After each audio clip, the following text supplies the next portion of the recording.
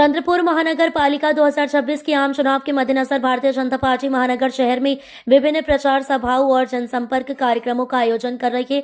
इसी क्रम में आज एक भव्य सभा का आयोजन भी किया गया। इस महत्वपूर्ण कार्यक्रम के लिए राज्य राजस्व मंत्री माननीय श्री चंद्रशेखर जी बावनकुले साहब चंद्रपुर जिले में पहुंचे। उनके आगमन पर पुष्प मालाओं और फूलों के गुलदस्तों से उनका स्वागत किया गया और उन्हें शुभकामनाएं दी गई। आमदार किशोर जोरगेवार इस अवसर पर जनजातीय विकास मंत्री माननीय प्रोफेसर डॉक्टर श्री अशोक जी उइके साहब और भारतीय जनता पार्टी के विभिन्न पदाधिकारी उपस्थित थे। देखिए पूरी खबर भारत न्यूज 24 से संवाददाता प्रमोद दुबे की खास रिपोर्ट। महाराज की जय।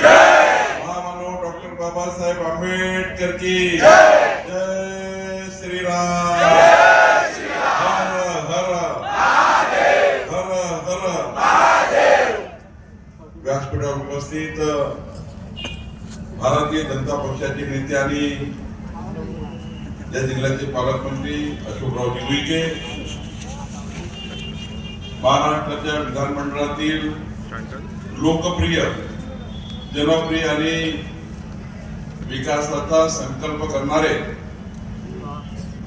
माननीय आमदार किशोरभाऊ जोरगेवार, भारतीय जनता पक्षाचे नेते आणि निवडणूक निरीक्षक भाऊ सतेजी, अशोकराव नेतेजी, बंडूभाऊ हजारेजी, मंगेश कुलवाडेजी, विनोदजी सरकर, युवराजजी धानोरकर, नामदेवरावजी दाऊले या ठिकाणी आपल्या उमेदवार भाग्यश्रीताई हंडे, प्रमोदजी क्षीरसागर, छबिताई वरागडे, रवीजी घराचं स्वप्न पूर्ण व्हावं ही भूमिका ठेवणारे ह्या गरिबांच्या एरियामध्ये आपण या ठिकाणी आलात आहात। त्यांना पट्टे देण्याच्या ठिकाणासाठी आपण आलात। त्याकरता ही आजची सभा अभूतपूर्व असं काम या ठिकाणी महाराष्ट्रामध्ये माननीय बावनकुळे साहेबांनी हाती घेतलं। एखाद्याला अन्न देऊ, एक वेळ संपून जाईल, कुणाला पुस्तक देऊ, दुसऱ्या वर्षी कामी येणार नाही, परंतु हा जो पट्टा तुमच्या हातामध्ये मिळणार आहे, एक नाही, दोन नाही, तीन पिढ्यापासून आपण त्या जागेवर राहतोय।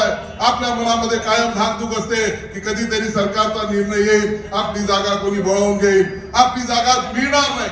परंतु आज 55 झोपडपट्ट्यामध्ये 16,000 झोपडपट्ट्यांना पट्टे देण्याचा निर्णय माननीय बावनकुळे साहेबांनी केला आणि चंद्रपूरमध्ये त्याची सुरुवात या ठिकाणी आपल्या अनेक वार्डातून सुरू झालेली आहे। बावनकुळे साहेब, तुमचं हे काम, अनेक कामं तुम्ही केली आहे।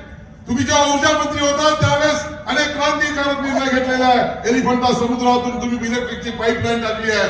परंतु हे सगळे कामं जरी असेल, परंतु याच्यातलं सगळ्यात मोठं काम तुम्ही आपल्या हातामध्ये घेतलेलं आहे, ते म्हणजे अन्न वस्त्र निवारा जी देण्याचं काम, जमिनीचे पट्टे देण्याचं काम आपण या ठिकाणी घेतलेलं आहे। आणि म्हणून माता महाकालीच्या नगरीमध्ये तुम्ही आला, माँ जगदंबेचं कोराडीचं संस्थान आपण बघतात। माता महाकाली नगरी मध्ये आपलं स्वागत आणि हा जो निर्णय आहे, त्या निर्णयाकरता माता महाकाली आपल्याला उदंड आयुष्य दो, यश कीर्ती सुख संपत्ती आहे की आणखी वृद्धी करतो, असं आमच्या सर्वांच्या वतीने मी या ठिकाणी मागणं मागतो। हे खरं आहे, निवडणूक आहे, या निवडणुकीच्या काळामध्ये सर्व पक्ष आपापली भूमिका ठेवत आहे। एकीकडे काँग्रेस आहे, दुसरीकडे भारतीय जनता पार्टी आहे आणि काँग्रेसची स्थिती अशी आहे, ही निवडणूक काही साधी नाही। 9 वर्षानंतर निवडणूक होत आहे आणि 9 वर्षानंतर निवडणूक होत असताना मोदीजींच्या नेतृत्वामध्ये देशामध्ये या ठिकाणी सक्षम नेतृत्व जे महाराष्ट्र नाही तर देशाचं नेतृत्व करू शकतात असे आमचे सन्माननीय देवेंद्रजी आहे। या ठिकाणी मला लोकप्रतिनिधी म्हणून आपण निवडून दिलेला आहे। सुधीर भाऊ असतील, हंसराजजी असतील, आमच्या सर्वांच्या माध्यमातून या ठिकाणी विकास सुरू आहे। परंतु जो कागद जिथून विकासाची सुरुवात होते ते महानगरपालिकेमध्ये जर आमची सत्ता नसेल, आपल्या वार्डातला नगरसेवक नसेल, तर मात्र आपल्याला काही काम करता येणार नाही। आणि म्हणून महानगरपालिकेची सत्ता असणं आपल्याला आवश्यक आहे आणि ती भूमिका आपण या प्रभागामध्ये चारही उमेदवारांना जिंकून देऊन माननीय बावनकुळे साहेबांनी जे काम केलं आहे त्यांना आशीर्वाद देण्यासाठी, देवेंद्रजींचे हात मजबूत करण्यासाठी आपण या ठिकाणी मतदान करावं, एवढंच मी या ठिकाणी बोलतो। अधिक बोलणार नाही, कारण की आज 5 ठिकाणी कार्यक्रम आहे। बावनकुळे साहेबांना जायचं आहे। मी सुद्धा या ठिकाणी तुमचा धन्यवाद व्यक्त करतो। परंतु एक गोष्ट लक्षात ठेवा, एक वातावरण असं निर्माण केलं गेलेलं आहे की भारतीय जनता पार्टी ही आपसामध्ये मतभेद आहे। बिलकुल मतभेद नाहीये। परवाच्या दिवशी रोड शो झाला, अभूतपूर्व चंद्रपूरच्या इतिहासामध्ये असा रोड